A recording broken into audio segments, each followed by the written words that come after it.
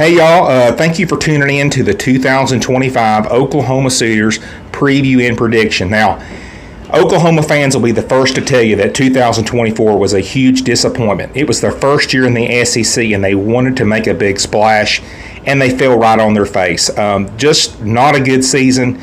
And it was in large part to an offense that was just not good. Defensively, they were a top 20 unit, and they were really, really good. They were led by Danny Stutzman, who had over 100 tackles, and Billy Bowman, who had the most snaps on that defensive side of the ball. He was really, really good at the safety position. And I think this unit, this defensive side, is going to be really, really good in 2025. Front seven-wise, one of the best front sevens in the SEC, in my opinion. Secondary is going to be pretty good, too. It won't be as good as the front seven, but as a whole, this defense is going to be very, very good, and they're going to be even better, in my opinion, even though they're losing a couple key players, like I mentioned, because Brent Venables, the head coach, is going to be calling plays. And then you just look at this guy's track record as far as calling plays, and he's been very impressive. Just go look at Clemson when he was the defensive coordinator. So defensively, I think Oklahoma is going to be very solid again this year. Offensively, Oklahoma is bringing in Ben Arbuckle to lead the offense, and offense last year was just awful. Just could not pass block, could not run block. Receivers were getting injured. I think they had walk-ons out there at wide receiver at one point. It was just really, really bad. Deion Burks is back. He was like the only, I think, wide receiver that contributed any that, and he's back. So, and then you are getting Gibson back. He was a guy that had a really good year in 2023, but he was injured all last year. So he's back, and you got some other guys back there too. So, and they're in a system with Ben Arbuckle, who is he's only 30 years old, but man, he is a bright mind. Just a couple years ago at Washington State, they had a top 5 passing offense. And, Mateer, his quarterback, who came with him from Washington State last year in 2024, he threw for over 3,000 yards. He was the Pac-12 Offensive Player of the Year. And this guy is one of the top 5 or 6 quarterbacks in this league. I say that confidently. So John Mateer was a huge, huge pickup. Ben Arbuckle was a huge, huge pickup, and they're going to need it because like this strength of schedule is probably the hardest in the country, at least according to ESPN. They have it as the number 1 strength of schedule in the country. And I'm going to get to this schedule, and first and foremost, if the bubble is orange beside the name, that means it's a win. If it is blue, that means it's a toss-up, and I'm going to come back to it later and talk about it a little bit more and give you a prediction at the end of the video. And then maroon means it's a loss, okay? So let's get to this schedule. So let's talk first about Illinois State. That's an FCS opponent.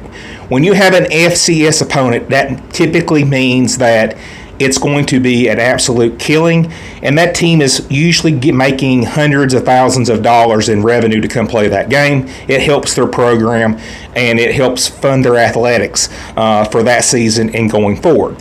That being said, it's going to be a blowout. They're going to be at least 1-0 after that point, and that gives them their first win. Then they play Michigan. Now, this Michigan team was a disappointment, as well. They only had 6 wins until they got to the Alabama game last year, but they ended the year beating the national champion Ohio State Buckeyes at Ohio State, and then they beat a 9-win Alabama team. So this team finished strong. Defensively, they're going to be really good again this year. Offensively, they're bringing in a quarterback in Bryce Underwood, who is a true freshman, but from everything I've heard, this guy is the real deal. We're going to find out because he's going to be going into Norman in a very tough environment. Right now, I think Oklahoma is only a 2.5-point favorite, but this is going to be a really good game. I'm going to come back to this later and talk about this game a little bit more and give you a winner. Then they go to Philadelphia and play a Temple team. They're a decent team, but Oklahoma wore them out last year. I think they had 4 or 5 turnovers, 4 or 5 interceptions that Oklahoma forced in this game last year when Temple played Oklahoma. I think it's a similar type of game, and I think offensively Oklahoma will have a lot more luck this year. They struggled offensively against Temple last year, but this year I think it'll be a blowout, and I think you at least have your second win at that point. Then you play an Auburn team that I think is the best team that Hugh Freeze has had yet. but I still don't think much of Auburn. I want for a couple reasons. I think Hugh Freeze is on his way out. I don't have a lot of confidence in him. This is not the Hugh Freeze that was at Ole Miss 10 years ago. This is a Hugh Freeze that wants to play golf all the time. He went out and got Jackson Arnold, your former quarterback, and I'm not a big Jackson Arnold fan. I just don't think he's that good. And he's going to be going into Norman, Oklahoma, or that crowd's going to be rowdy, and he's going to be facing a defensive coordinator in Brent Venables that knows his weaknesses, knows what to dial up to make his life miserable. Plus, Oklahoma is a better football team overall, in my opinion, and it's at home. I've got you winning that game. That probably will be a tough game, though, because Auburn's not a bad team, but I got you getting that win. That's at least your third win there.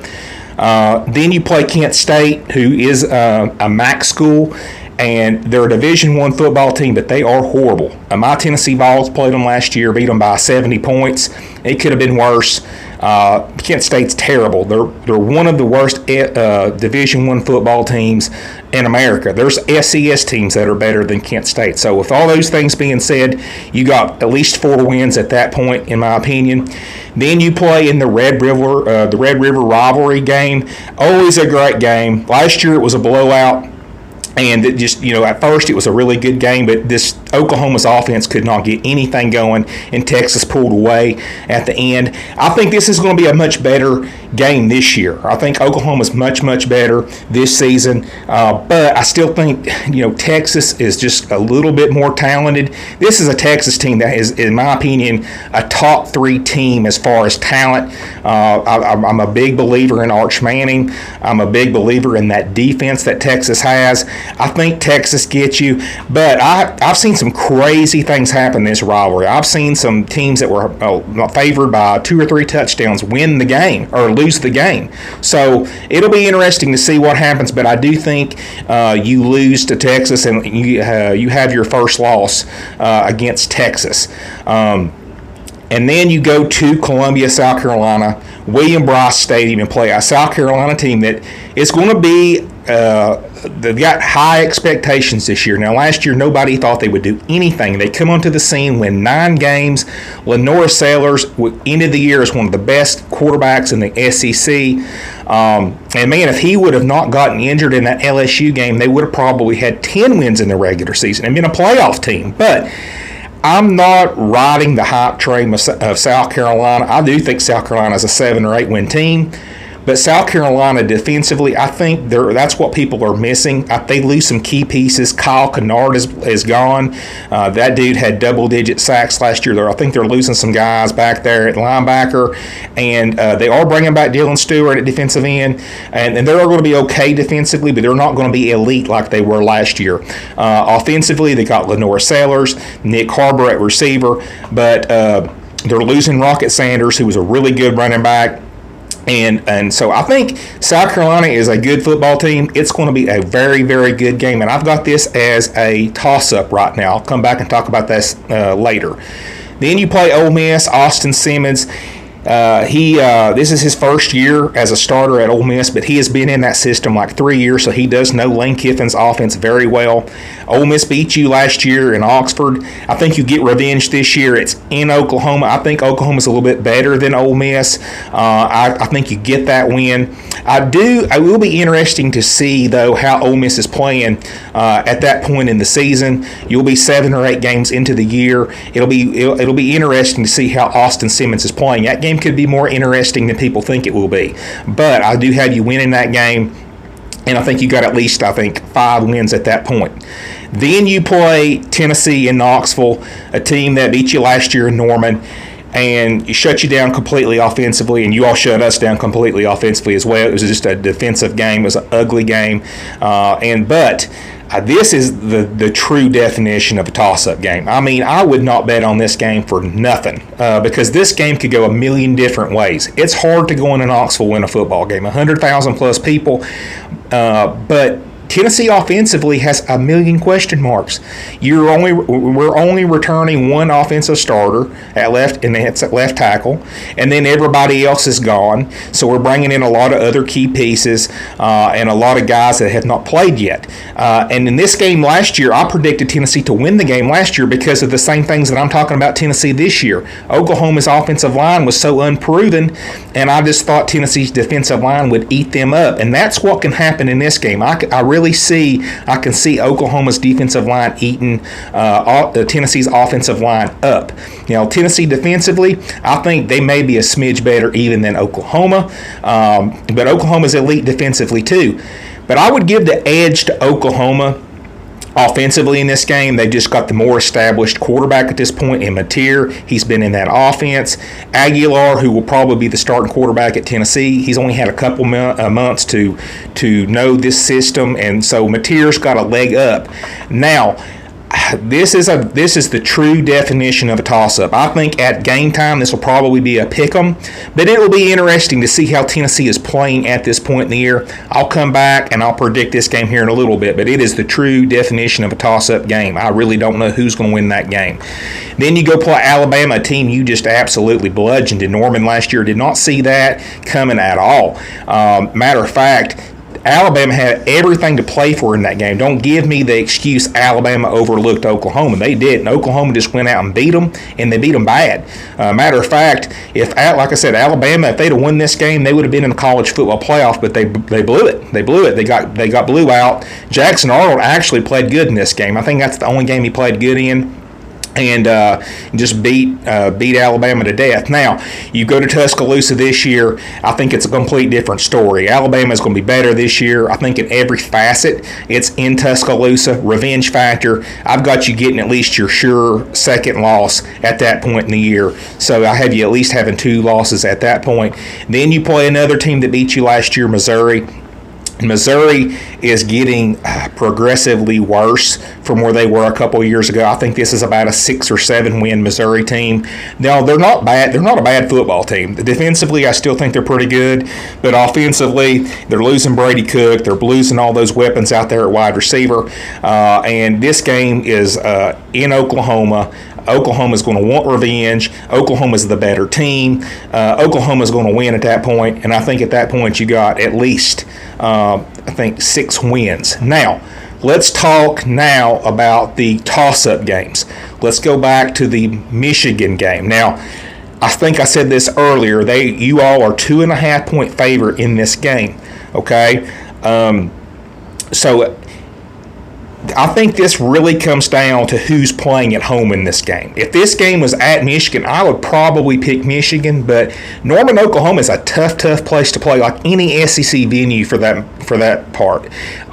We went to Norman last year and played, and they had our young quarterback so rattled, he didn't know what to do. And I think, even though I think Bryce Underwood is better than Nico is, I think he will struggle with that defense and that front seven that Oklahoma has, and I think that is the difference maker, and I think Mateer is good enough to lead you past Michigan and that good defense that Michigan has. So I actually have you winning that toss-up game, which gives you 7 wins at that point in the season. Now, the next toss-up game that I have is the South Carolina game, going to Columbia, South Carolina. Now, South Carolina killed you all last year, Norman, so you're going to be focused for this game, in my opinion. I think Oklahoma's going to play really, really hard.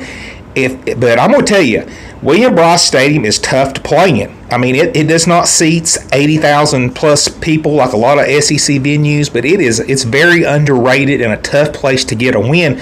I mean, I've seen a lot of good Georgia, Tennessee teams, even Alabama back in 2010 lose there because of that intimidating venue. They play that techno music, and they get that rooster crowing and going crazy. It's a different kind of place to play. So I think South Carolina gets you, but that's going to be a very, very good game.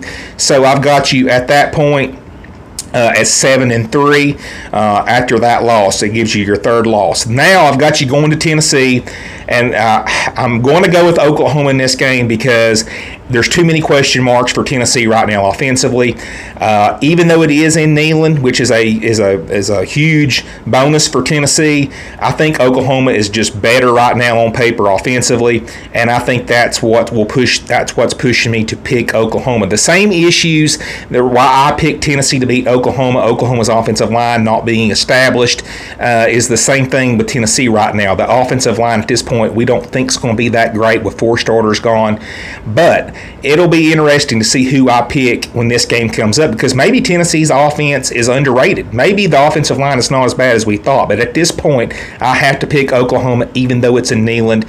So I've got you getting your 8th win at that point. You're 8-3, and then the last toss-up game, you're going to play LSU at home. I'm high on LSU this year.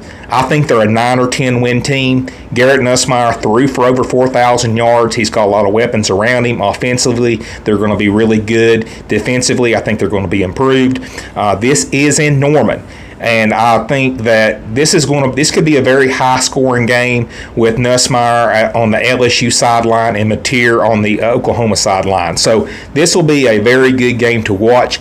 I give LSU the edge. I think even though it's in Norman, I think LSU is just a little bit better, and I think they get you. This game's going to have a lot on the line. I think at this point, this could be a playoff game for LSU. I mean, to make the difference between a 9 or 10 win season, and I think LSU just edges you out. But anyway, guys, that is the final record for Oklahoma. I have is 8-4.